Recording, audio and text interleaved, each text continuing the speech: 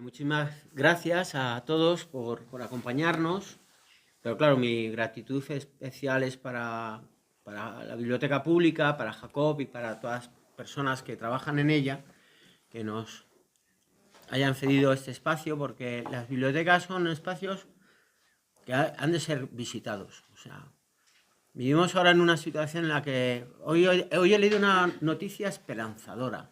El gobierno de Australia ha prohibido a los menores de 16 años que tengan redes sociales o que tengan acceso a las redes sociales. Yo creo que a nosotros nos lo tenían que prohibir, pero a partir ya de los 60 años para abajo. Solo los mayores de 60 años deberían tener redes sociales, porque empieza a haber una especie de estupidez general en la condición humana que me preocupa cada vez más, ¿no? Porque nuestros dioses que eran desde la antigüedad, dioses clásicos, a estos dioses cristianos y tal, siempre han sido un referente, y ahora parece que los dioses son tecnológicos, que son los dioses del consumo, y bueno, pues como estamos en una biblioteca, quizás sean los templos a los que haya que venir con más frecuencia, ¿no? Así que muchísimas gracias, Jacob, por acogernos aquí en la Biblioteca Pública de León. Y muchas gracias, Antonio, por este trabajo tan intenso, tan inmenso que has llevado a cabo. Antonio hace no mucho me dijo que quería dejar de escribir.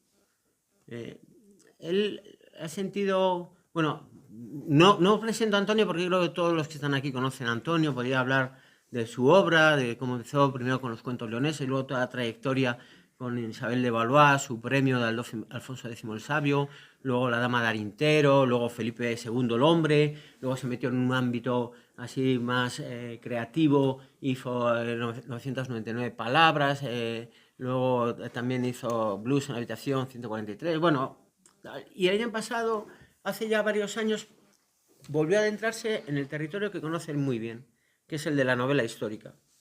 Además, se adentra de una manera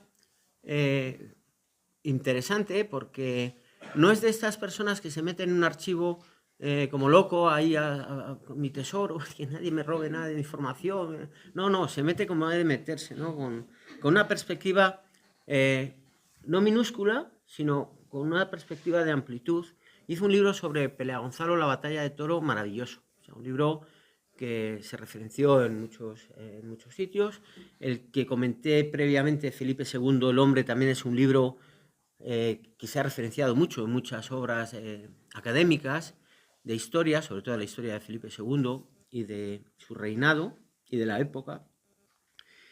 Pero hace prácticamente, que fue 2 años, sí, 2 años, sacó otro libro, Felipe II, El enigma del hombre enfermo, y ahí es cuando yo, viendo el libro y lo que aportaba ese libro, creí que a lo mejor era el momento de adentrarse en el territorio femenino, ¿no? Del universo femenino de Felipe II, y él me dijo que no, que él ya no quería escribir más.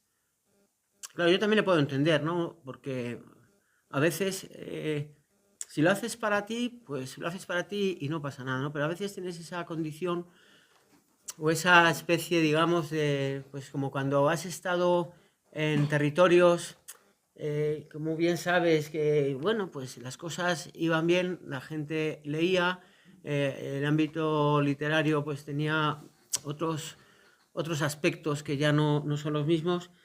Y yo le dije, mira, Antonio, la fama es lo de menos, lo importante es escribir. Y creo que harías un muy buen libro sobre el universo femenino de Felipe II. Y no es que hiciese un muy buen libro, es que si yo voy a saber que hace eso, que hace esto, no le digo nada. Le digo, oye, ¿qué tal por casa? Le hubiera dicho, ¿qué tal por casa? ¿Qué tal Lourdes? ¿Qué tal le va y tal? Y bueno, pues aquí está. Y es un libro francamente maravilloso, en el que, pues evidentemente hace un repaso por las mujeres de Felipe II, desde María Manuela de Portugal, Isabel de Valois, bueno, María Tudor, Isabel de Valois y Ana de Austria, pero luego también pues, aquellas mujeres que también la acompañaron fuera del matrimonio, no sé, pues ahora parece que está como de moda, ¿no? Volver a acompañar fuera de los matrimonios, sobre todo si te metes en asuntos tibios.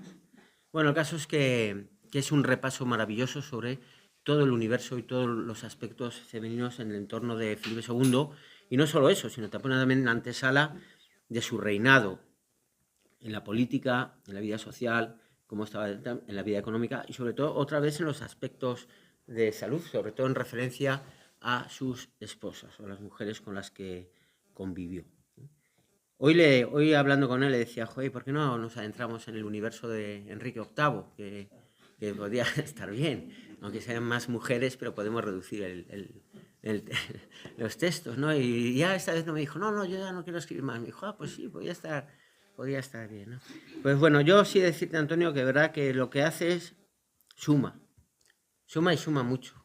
Es para bien, ¿no? Te lo digo de corazón, o sea, estos libros van a seguir siendo referenciados, van a seguir saliendo en las bibliografías de muchos de los libros académicos que se sigan utilizando y bien lo sabes, ¿no? Pero hasta entonces, pues no te queda más remedio que ilustrarnos a los que hoy estamos aquí acompañándote e ilustrando a los que tengan esa vocación de poder adentrarse en el libro con el asombro, ¿no? de conocer un poco la vida en este ámbito de Felipe II, que bueno, me imagino que será como todos los reyes. Ahora no sé si se han adentrado en las memorias de Juan Carlos I. Yo no me interesa mucho porque prefiero quedarme con la imagen que tenía de él. Creo que las memorias, al final lo que llevan a cabo son desmemorias y creo que la prudencia es una cosa que es un ejercicio muy sano, ¿no? Entonces, bueno, pues si quieres decir alguna palabra introductoria, luego entablamos una conversación. Sí. Se oye bien, ¿verdad? Bueno, en primer lugar, orden de agradecimientos a todos los que asistís, que tiene su importancia y su validez, porque tuvimos otra presentación previa en San Editorio, hubo también mucha asistencia, y esto tiene mucho mérito por vuestra parte, ¿no? Y desde luego el gran mérito de Héctor, que sigue a cargo de una editorial que yo nunca empleo el término menor, sino una editorial muy movida, con muchos títulos, y editar y producir este libro a la editorial sé que le cuesta un esfuerzo económico evidente, porque este libro, que aquí se vende hoy a 29, salía mucho más caro, pero tuvieron que reducir ellos, lógicamente, la cuantía porque se escapaba de los 35 euros que podía ser perfectamente etiquetado como tal. Bueno, dicho eso, este libro, que es grueso, podría ser el doble de volumen, sin guitarrear, como decía mi conocido Gabriel García Márquez, sin guitarrear. ¿Por qué? Porque hay mucho todavía por escribir. Este es el libro, personalizar no es bueno, ¿no? Pero en un ámbito como este, de amigos, de conocidos, de lectores, yo puedo decir que considero este mi mejor libro. Pero no porque sea el último, sino porque es un libro que lo he escrito con mucha emocionalidad. Me he escapado de lo que es la bibliografía histórica de Felipe II, como cabe esperar siempre, es de contenido político, siempre político, ¿no? Uno, cuando lee a Geoffrey Parker, ya no tiene por qué leer a ningún autor más. Quiero decir que todos los demás autores que han publicado sobre Felipe II se han limitado a seguir la estela de Geoffrey Parker y en menor medida de Henry Kamen y de John Eliot. Todos, como sabéis, investigadores, escritores ingleses. Los que tenemos ya esa edad en que estudiamos el bachillerato franquista, nos tocó aquella época, recibimos una historia muy mutilada y muy dirigida. ¿Qué sabe la gente de Felipe II? Que era casto, inteligente, trabajador, muy amante de sus esposas, alejado del pecado. Claro, y con eso, y lógicamente la coletilla y la gacetilla añadida, que en sus reinos no se ponía el sol. Bueno, entonces, yo os voy a contar dos anécdotas. Cuando estoy trabajando un libro, aunque ya queda en la nube, como sabéis, y en el pendrive y todo, siempre me gusta imprimirlo, ¿no? Porque una hoja impresa es como un euro en la mano, ¿no? Y no virtual. Y en la fotocopiadora, la fotocopista de la zona de universidad, dijo, Felipe II, no me suena. Hablo de una chica, señorita, señora, que no pasaba de 40 años, no le sonaba Felipe II. Dije, mira, si quieres que vuelva, te voy a pasar un examen. 5 preguntas. Como ven que no me las respondas, no vuelvo aquí, en este tono irónico, por supuesto. Pero ese mismo día, yo fui a poner gasolina en Alto León. Bueno, y me dicen los gasolineros, te hemos visto en el periódico. ¿Quién era Felipe II? Claro, esto que parece una anécdota es muy serio, porque cuando yo entro en diferentes sitios a hablar, por ejemplo, de María Tudor, yo pregunto a los asistentes, bueno, ¿sabéis quién era María Tudor? Claro, pues si no lo saben, tienes que hacer una introducción. Los del taller, cuando preguntó por María Tudor, le dijeron, era una marca de baterías para coches. No, es que yo creo que no es culpa es culpa del currículum, que no, creo yo que el currículum que se hace educativo está mal controlado. Y ayer, la semana pasada, me invitaron a un local de biblioteca de mayores en Valladolid, con una asistencia también muy interesante, y era gente ya mayorcita todos, ¿no? Entonces, claro, les decimos, vamos a, cuando queráis interrumpir, porque esto no es una novela, todo el mundo sabe algo de Felipe II, puedes disentir, añadir, preguntar. Y claro, les contabas cosas que te dabas cuenta que no es que no lo creyeran, les parecía ciencia ficción, o sea, cosas que están en el libro. ¿Qué ha pasado? Yo quise hacer, y ahí esto tiene parte de culpa, cuando él me lo dijo, yo lo recapacito, yo partía ya de un terreno conocido, de Felipe II el hombre, el enigma del hombre enfermo. Yo estudié mucho a Felipe II, tuve la suerte de conocer a Geoffrey Parker y John Eliot en los cursos de verano del Escorial, y me di cuenta que yo podía mantener con ellos una cierta conversación sin grandes altibajos, ¿no? Ellos la parte muy política, yo la parte más doméstica, más social. Me acuerdo que dice un día Geoffrey Parker, no sabemos por qué Felipe II construyó el Escorial donde está. Claro, no me quedó más remedio que intervenir y decir, bueno, porque las tierras eran del tío, del amante del rey, de Isabel Cartagena de Osorio. ¡Ah! Parece un cotillo, pero claro, eso explicaba una decisión en una zona muy agreste, muy ventosa y muy fría, el Escorial. Entonces es un libro que me ha costado trabajo escribir porque he tratado de entrar en la personalidad de las mujeres que formaron la vida de Felipe II, es decir, tratar de ponerse en su situación. Su primera esposa muere con 18 años, de parto. María Tudor es 11 años mayor que él. Isabel de Valois se casa con el rey con 13 años y él espera 2 años a que ella tenga la regla para tener relaciones sexuales. Ana de Austria, su sobrina carnal directa, también 10 años menores. Y las amantes que él tuvo, 2 muy reconocidas, una de ellas que yo considero que es la mujer que él más amó en su vida, Isabel Cartagena de Osorio, y luego las hijas, cómo se plantearon los matrimonios. Entonces la política, que también se cita, la hago de una forma un poco tangencial, porque hay mucho de emociones internas. Y claro, lógicamente, he dedicado parte siempre en los siguientes capítulos, cómo era la sexualidad del siglo XVI. Fundamentalmente la sexualidad en la élite y en las monarquías. ¿Por qué lo digo así? Ayer en la SER lo comenté, porque la filmografía ha deformado la realidad. Nos hace desnudos integrales del rey y la reina. Eso no. Eso es un recurso cinematográfico o de la novela. Cito cómo era. Ahí no había espontaneidad. El rey avisaba que iba a ver a la reina y la preparaban.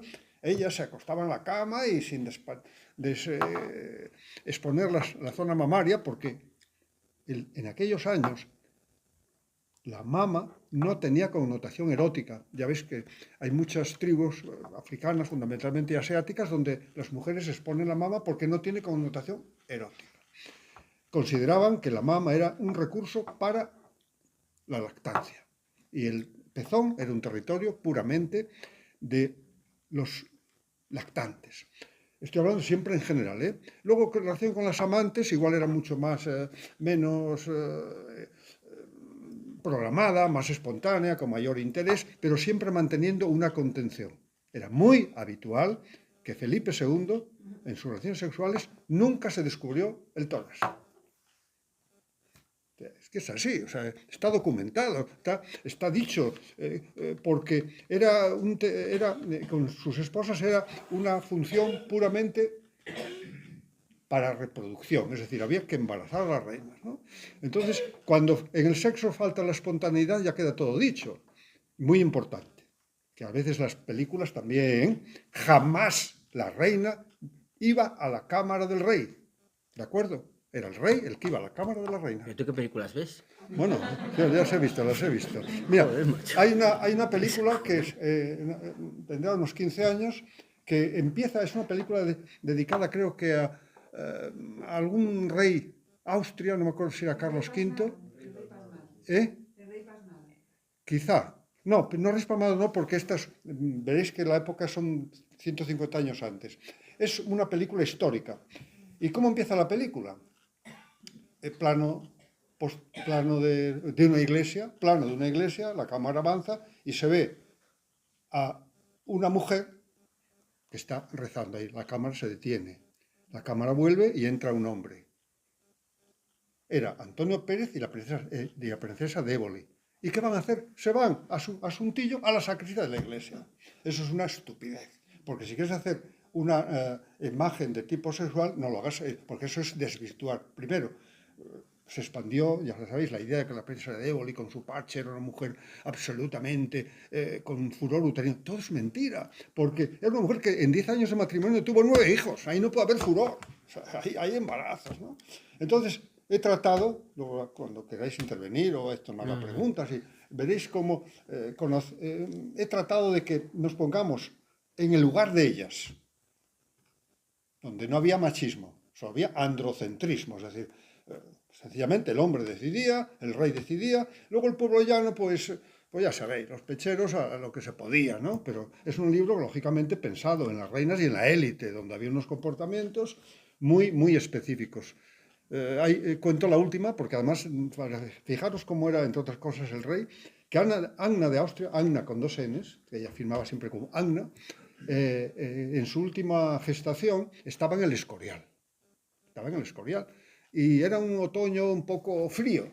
Y entonces el rey le dijo que la dejaran venir al Alcázar, pero a las 10 de la noche que abandonara la cámara del rey, porque eso estaba mal visto. Es decir, había un protocolo borgoñón absolutamente que no se podía alterar. He hecho una introducción así muy rápida para que veáis un poco la situación, pero sobre todo recordaros, quise entrar en el mundo de ellas, porque es un libro muy femenino e inevitablemente feminista. ¿Empezó por la madre o infancia, o sea, mujeres en su infancia o directamente matrimonio? Perdona, no te he entendido la pregunta. ¿Mujeres de la infancia de Felipe II o el universo femenino empieza ya como parejas? No, ten en cuenta que cito lógicamente a su madre. Cuando hablo de el universo es un poco el soberanismo pasional, es decir, todo lo que él conformó su vida con las mujeres, desde su madre, Isabel de Portugal, que le marcó muchísimo su madre. Él es un antes y un después, él queda huérfano a los 12 años y para él fue un cataclismo. Y soy de los que piensan que su carácter retraído y melancólico comenzó ahí, porque tuvo que enfrentarse a su padre Carlos V, que le marcó las relaciones sexuales con María Manuela en las instrucciones de 1543. Vais a verla, estar poco tiempo, holgáis lo justo, pero nunca aquella... Importante, que no puede olvidárseme, porque estamos entre adultos. Bueno, hay veces que tengo en los asistentes niños y hay temas que no puedo tocar. El tema del orgasmo de las reinas. El otro día en Valladolid vi como los asistentes se estremecían un poco, ¿no?, con lo que contaba. Ellos tenían la siguiente idea en la sexualidad del siglo XVI, amparada en Hipócrates y en Galeno y en Avicena. Aseguraban que cuando había relaciones sexuales, siempre hablando de las reinas, si tenían placer, había más lubricación vaginal. Correcto. Hasta ahí, correcto. Y que eso favorecía la fecundidad. Incorrecto. Eso no tiene nada que ver. Pero lo bueno viene, la reina debería tener placer, pero nunca manifestarlo. Lo que yo llamo orgasmo mudo. Fijaros hasta qué punto las esposas tenían que tragarse si había un placer evidente. O sea, es un asunto, y eso se traspasaba a todos los miembros de las élites, a duques, condes, donde fundamentalmente se hacía sexo para la procreación. Pero claro, la mujer es la gran perjudicada. Ahí me preguntaba una conocida mía por WhatsApp, ¿qué pensarían ¿cómo serían ellas si pudieran escribirlo? Yo le diría, pues dirían, fuimos lo justo que nos dejó la corte, pero sobre todo tuvimos una vida triste, porque muchas por su final y segundo porque no es agradable. O sea, yo pienso que siempre digo que hay que contextualizar, tenemos que olvidarnos de nuestros códigos actuales e ir a los de atrás. Es difícil contextualizar, pero tenemos que... Pues digo yo que la filmografía y algunas novelas históricas... Una novela histórica no puede decir que el rey tenía faringitis. No se puede decir eso. Porque el rey tenía mal de las agallas, que es que está escrito. Entonces, mal, ¿sabes? No se tiene una apendicitis. ¿Cómo se puede decir una novela histórica apendicitis? Mal de barriga. Mal de barriga que los llevaba al famoso cólico miserere, etcétera, etcétera. Bueno, debo callarme, ¿no? No, no, estás No, porque es un tema que yo me pierdo, ¿eh? Esos protocolos tan rígidos para la gente de élites, máximos reyes y que traspasaban a los demás nobles, etcétera, eso eran diferentes en España, corte alemán, corte francesa. Bueno, la pregunta es... ¿El Borgoñón que dijo usted antes es Borgoñón de Borgoña o...? El Borgoñón, sabes que lo inició inicialmente Carlos V y Felipe II, sí, viene de Borgoña, pero el término Borgoñón es un concepto, ¿cómo te diría yo? Venía del centro europeo y ellos, zona de Francia, y digamos que él hizo una recomposición. Él mismo, Felipe II, siendo príncipe, ya montó las condiciones de cómo sería la forma de comer. Felipe II comía solo, una mesa grande, rodeado de criados, el sumiller, el probador del vino, el escanciador, el que le cortaba la carne, una mesa normalmente con 16 tipos de carnes, trozo de venado, trozo de faisán, un poco de vino hipocrás, que es un vino, como sabéis, azucarado y dulce. El agua casi, no era muy habitual beber agua. Una dieta muy rica exclusivamente casi en carnes. Y ese protocolo era absolutamente, yo digo, demencial. Él comía a las 12 del mediodía y cenaba a las 8 de la tarde y siempre rodeado de ese momento. Claro, él probaba un poquito de carne y según se iba, todos los que estaban por allí se llevaban, incluso se vendía eso, ellos lo vendían, lo guardaban. Estaba sumido. O sea, en eso no era rapiña, sino necesidad. Entonces, eso, él creó el protocolo. Y ese protocolo se llevaba mucho en todas las relaciones de tipo hombre-mujer. Hombre-mujer. Desde los matrimonios, cómo se ejecutaban. En cuanto a las cortes, máxima liberalidad, entre comillas, la corte francesa. La corte francesa era mucho más explícita. El padre de Isabel de Valois, Enrique II, tuvo un amante de 47 años. Diana de Poitiers. Allí las amantes no eran Belén Esteban ni la Corina, no, eran amantes reales, conocidas y sentadas, tenían su importancia. Las de Felipe II también, no tan explícitas como las de Francia, pero todo el mundo sabía quién era Isabel Cartagena de Osorio, que él decía, me voy a Toro a holgar como me conviene. A holgar, o sea, podemos cambiar el término por otro, ¿no? Entonces eran personas, ser amante del rey significaba tener un privilegio y un estatus social. Y la forma de hacerlo difería de con la reina, o sea, sí. Como me conviene, quiere decir que era más libre o algo más espontáneo. Es que, claro, me obligas a hacerte una consideración muy interesante. Felipe II sí se portó, así como se portó muy mal con María Tudor, porque realmente, ya luego hablaremos en su momento, con María Manuela, como fui 2 años de matrimonio, no hubo tiempo, eran 2 posadolescentes, no tenían nada que tal. Con Isabel de Valois se casó con 13 años y ella tuvo la regla en Madrid en 1561, 2 años después de casarse. Y él esos 2 años respetó la virginidad de ella. Bueno, lo respetó, pero estuvo con Eufrasia de Guzmán, su segunda amante más importante. Eufrasia quedó embarazada y todo el murmullo de la corte se lo adjudicaban al rey Felipe II. Pero mira a dónde llegó el Felipe, cómo era de personaje que los historiadores no han querido penetrar. Inmediatamente que Eufrasia queda embarazada, la casa con el príncipe de Ascoli. Bueno. Y hay que bautizar al niño. Se bautiza en Madrid al niño de Eufrasia de Guzmán, donde el rumor popular se lo adjudicaban a Felipe. ¿Y quiénes son los padrinos? Isabel de Valois y Carlos. Ese día ella, tenemos la documentación, tuvo que asistir, estragar un sapo muy fuerte, tuvo una crisis de ansiedad violentísima y aquella misma noche tuvo su primer aborto en 1564. En un estado de máxima ansiedad puede ocurrir. Si eso fue así, imaginaros a Isabel de Valois asistir a un bautizo donde supuestamente, o casi seguro, el padre es su marido, el rey. Las cortes europeas eran muy similares. Sobre todo la francesa era como muy más libre, la italiana también. Felipe II, fijaros cómo era, mientras su padre sí asumió hijos ilegítimos, fundamentalmente Jeromín, Juan de Austria, Felipe II nunca admitió tener hijos ilegítimos, y los tuvo seguro, porque es inevitable, porque desconocían el ritmo de la fecundación.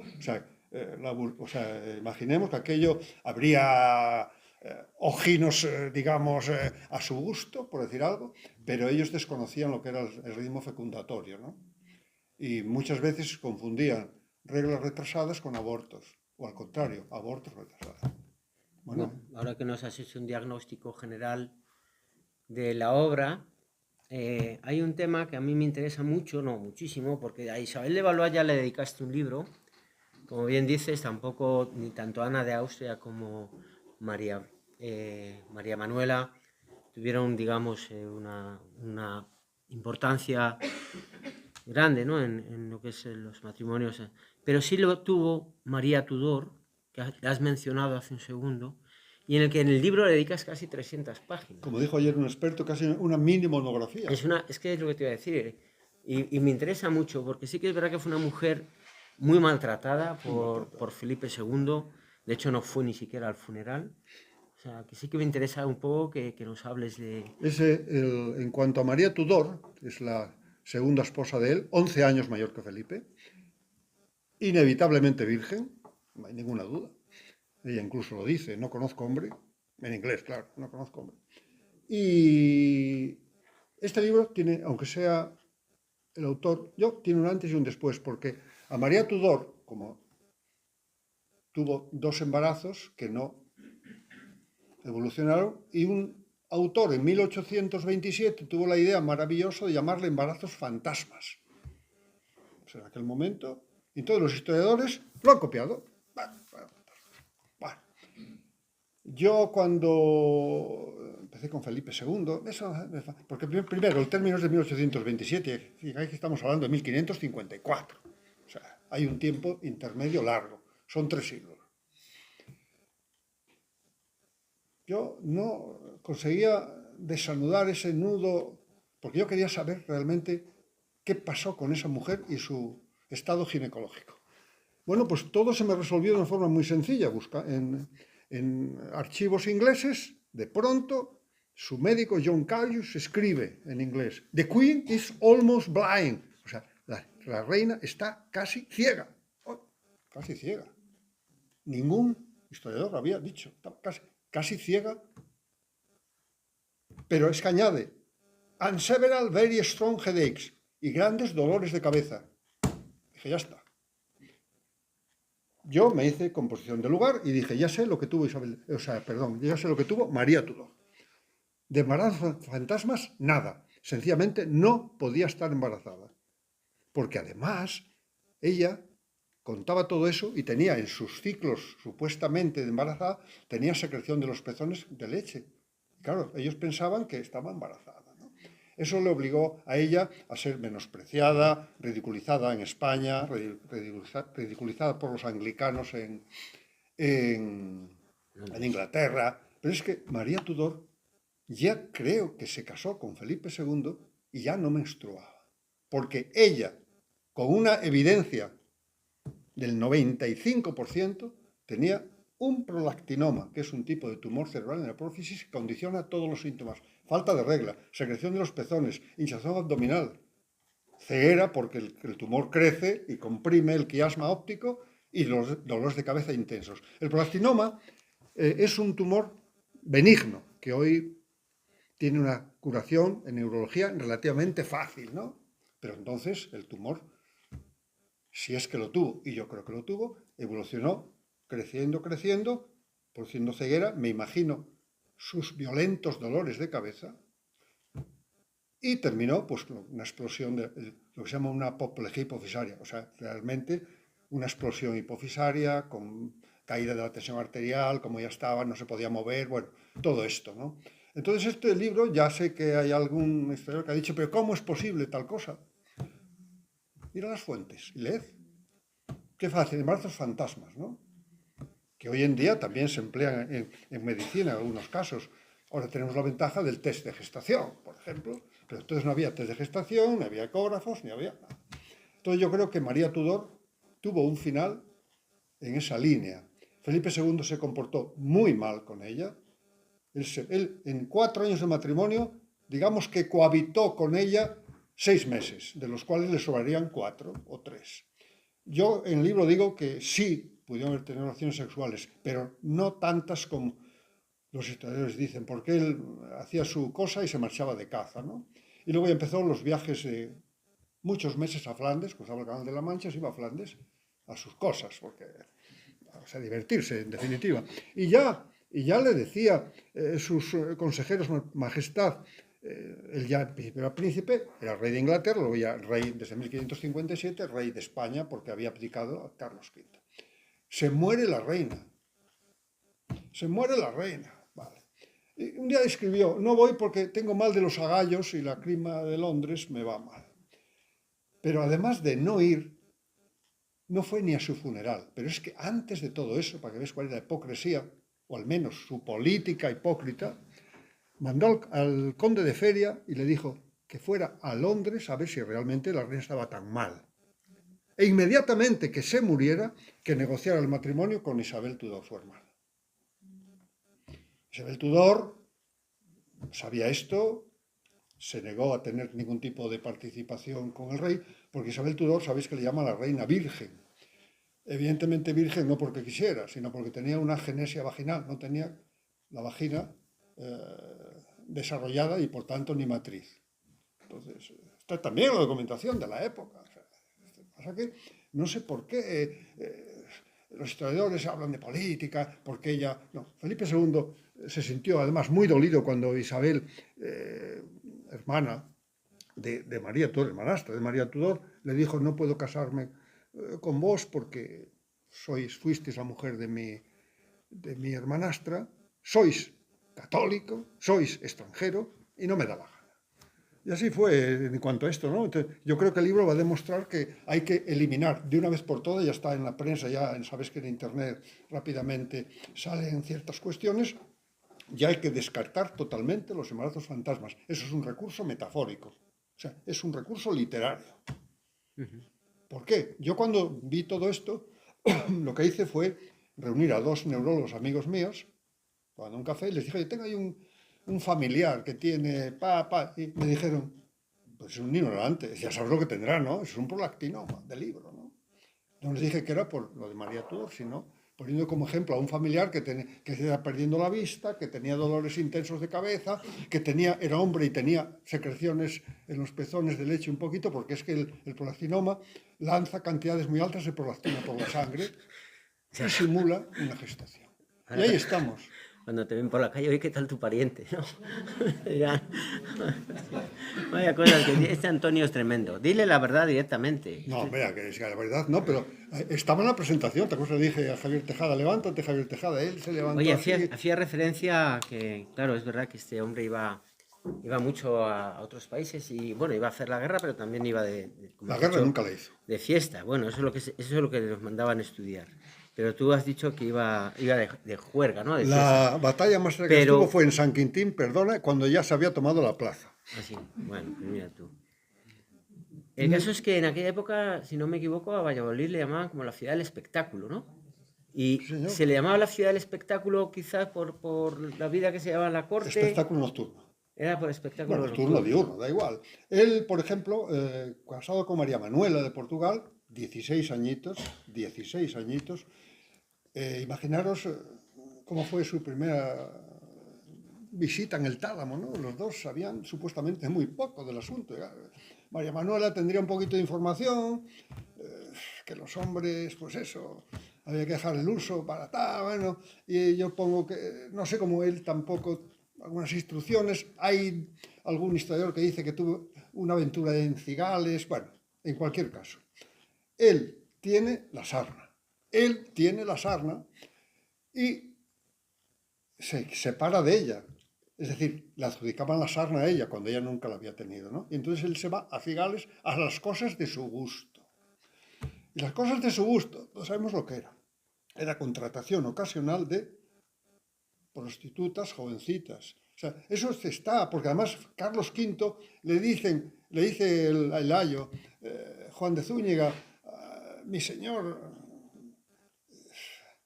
el príncipe hace cosas que no debería, ¿no? Con 16, 17 años.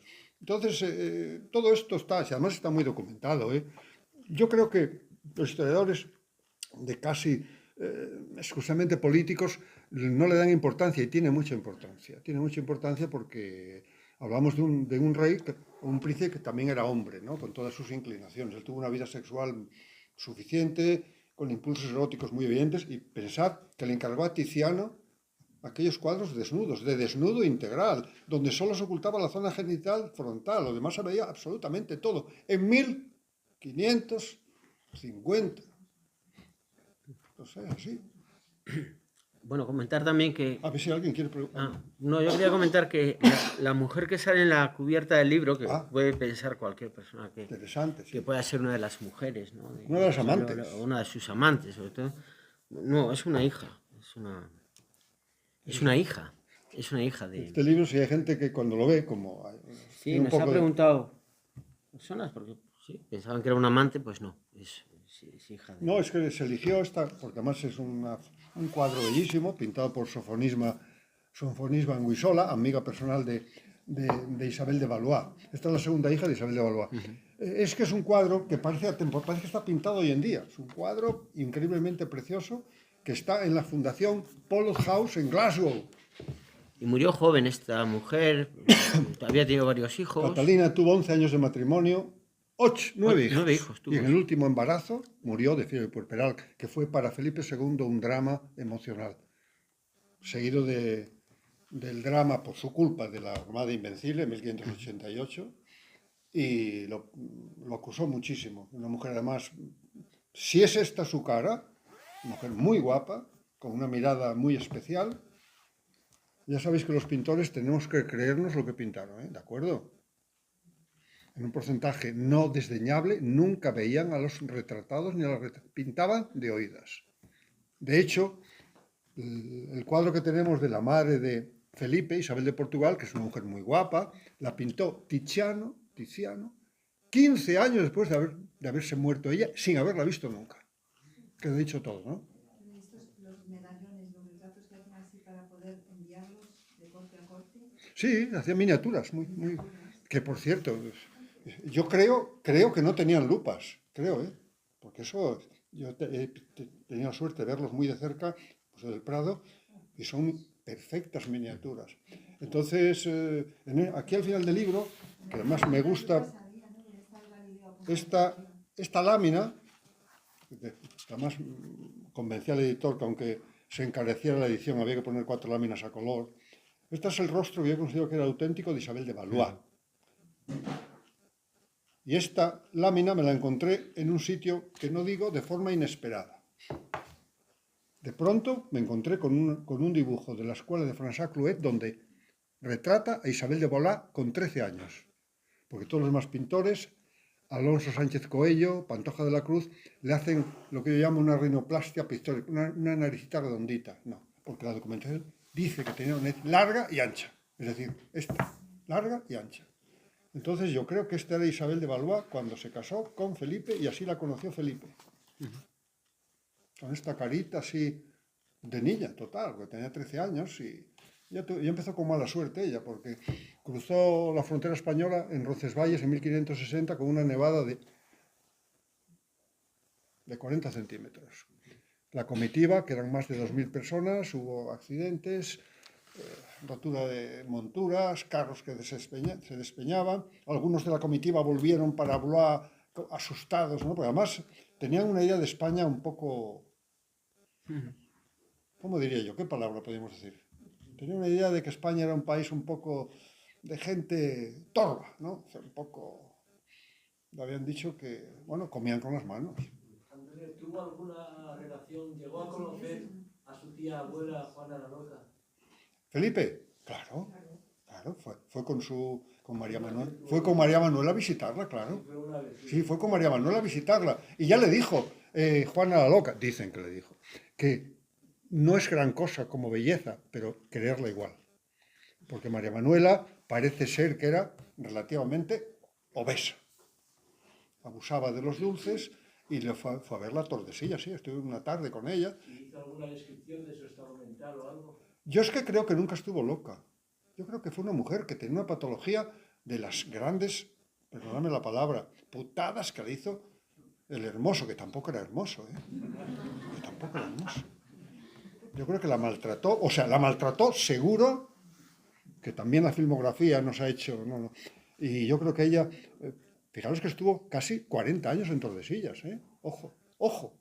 Y no en una prisión, era una torre, que ahora ya no está, con sus guardias bien alimentadas, a que no hay que... Pero claro, no podía salir.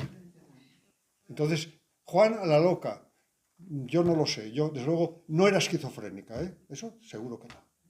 Ahora que ya aquel encierro la alteró, estaba irascible, no quería ver a nadie, dicen que se había enamorado del Hermoso, bueno, no lo sé, porque de ella hay mucho escrito, pero muy mal narrado. ¿Cuánto fue el Hermoso y cuánto el padre? ¿Perdón? ¿Cuánto fue el Hermoso y cuánto el padre? No se sabe. No lo sé. Yo lo que no sé, ¿sabes? No. La política, las Sí, no. políticas, Hay cosas que incluso. Bueno, estudiaste mucho a Fernando, y Claro, Isabel sí. también. Yo incluso en el libro Al hay ser mucho- pelea Gonzalo, Claro. te Ten metiste en cuenta mucho. que yo en el libro muchas veces hablo mucho con interrogaciones, ¿no? Me hago preguntas para que el lector se las haga. O sea, no se puede asegurar lo que no puedes estar medianamente seguro. Entonces, ¿cuánto quiso Felipe II a Isabel de Valois? Yo digo, no tanto como se ha dicho. Quizá fue un aire fresco en su vida, una jovencita francesa, que por cierto, no se me olvide, ella le escribe a su madre, yo he leído casi todas las cartas en francés que están publicadas por un investigador francés, le escribe a su madre, a Catalina de Medici, y le cuenta todas las intimidades, y una, que es que no puedo evitarla, es cuando le dice a su madre, el rey, mi señor, me visita todas las noches, o sea, me visita por las noches, siempre de madrugada y me despierta. Ojo, ¿eh? Bueno, me despierta, antes la habían preparado, lógicamente, ¿no? Y me hace grande dolor cuando está conmigo. Eso se llama en términos médicos dispareunia. Las mujeres lo sabéis, relaciones sexuales pueden ser en algunos casos molestas. Bien. ¿Y qué le contesta Catalina de Medici? Por escrito. Le dice que se aguante. O sea, calme-toi, ma fille, cálmate, mi filla. Sé que tú te inquietes, eso que te inquieta, c'est l'usage et l'accouchement. Se lo cura. El uso y los partos. Isabel de Valois tuvo una vida sexual complicada, tenía hemorroides muy fuertes, y yo creo que era muy jovencita. Tenemos tendencia a decir, bueno, entonces a los 13 años pues, era como ahora o peor. Porque ahora hay chicas o chicos que, digamos, que debutan a veces bien, otras veces demasiado pronto, todo es matizable, ¿no? Pero entonces las princesas no podían ser sino vírgenes, con 12, 13 y 14 años.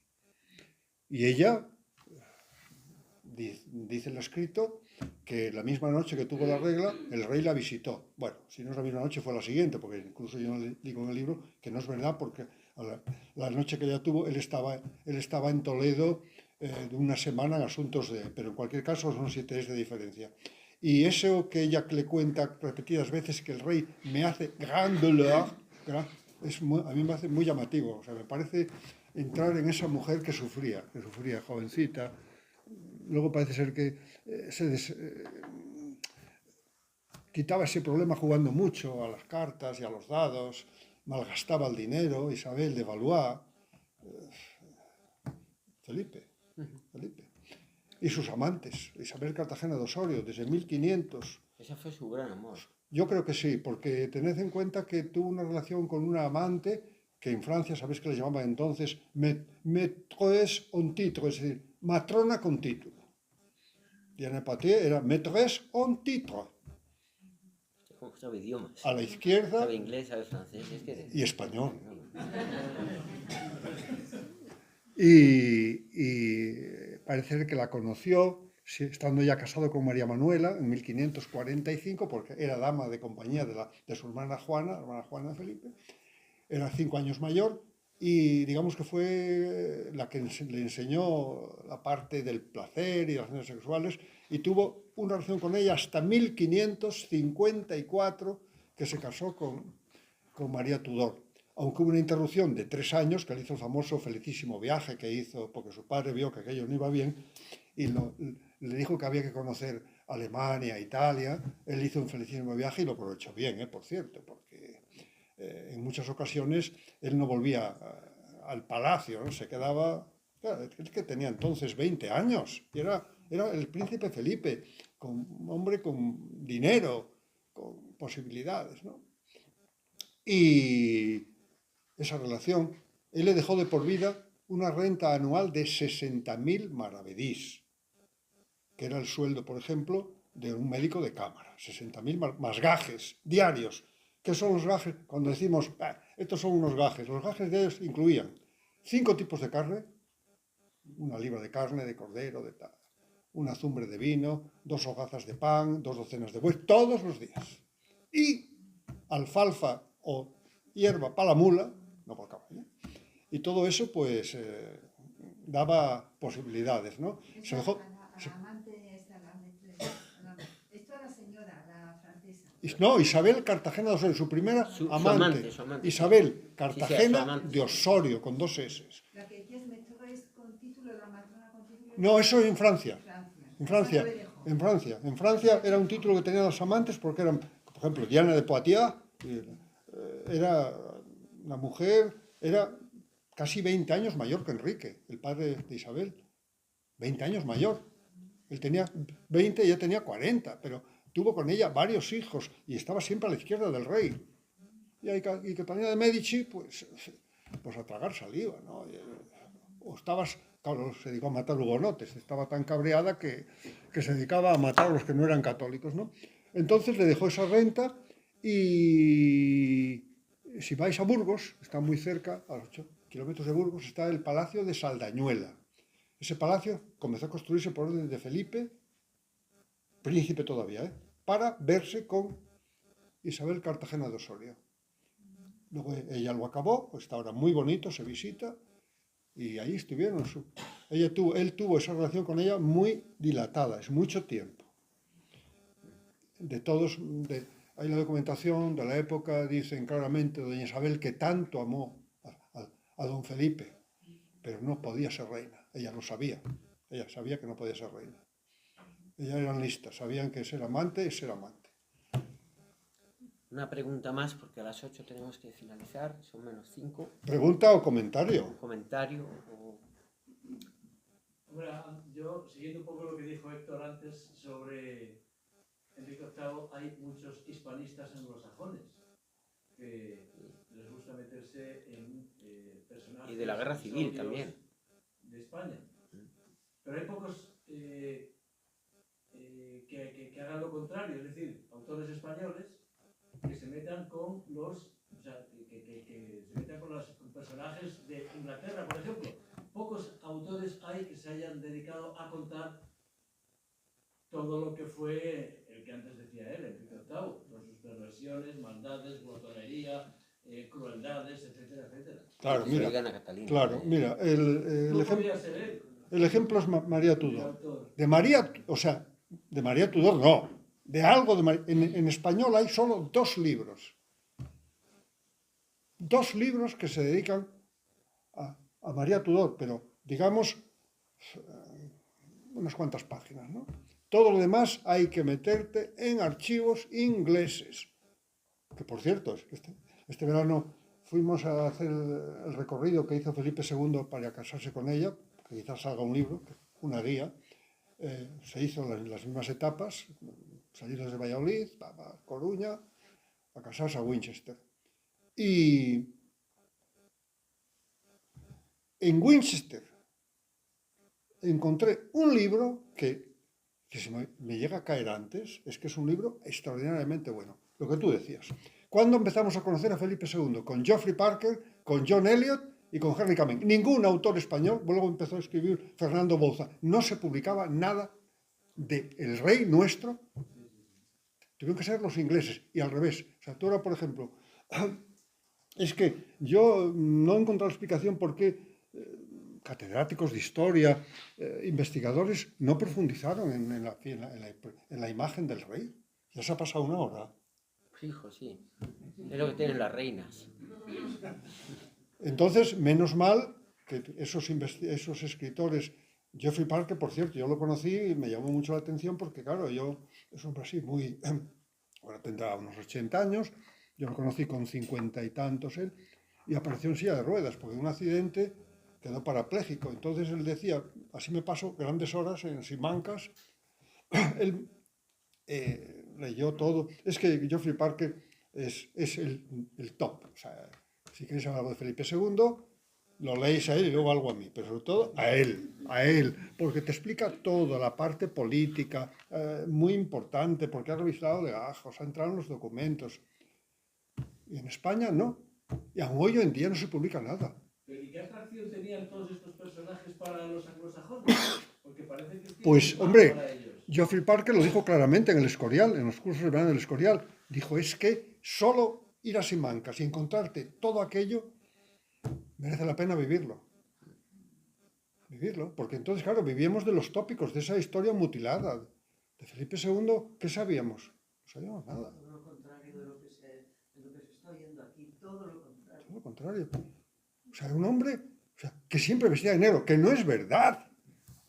Bueno, me cabreo mucho, lo dije el otro día, un escritor, que me guardo el nombre, que publica mucha divulgación histórica. Todos son inexactitudes. O sea, y vende, ¿qué más da que venda? Entonces, o sea, cosas, y vulgarizan. Porque de pronto le dicen, ¿y cómo sabéis que un recién nacido llegaría a ser rey? Porque el chocho de la reina lo echó bien. ¡Hola! Así está escrito. Está en las librerías hoy. Está... Perdonad, y me guardo el nombre del autor porque vende muchísimo, pero no me importa. No, Cortázar. No, es libro de divulgación histórica, no. Y lo que es peor, dice en su página, Isabel de Valois le dio 5 hijas al rey. ¡Hala! 5 hijas al rey, y tan a gusto que se queda. Y por supuesto, María Tudor era desdentada, una histérica, que no... Y la gente, claro, la gente lo compra y le parece que eso es cierto. Y no es verdad. Es que ayer ayer había una conferencia en Madrid y la escuché.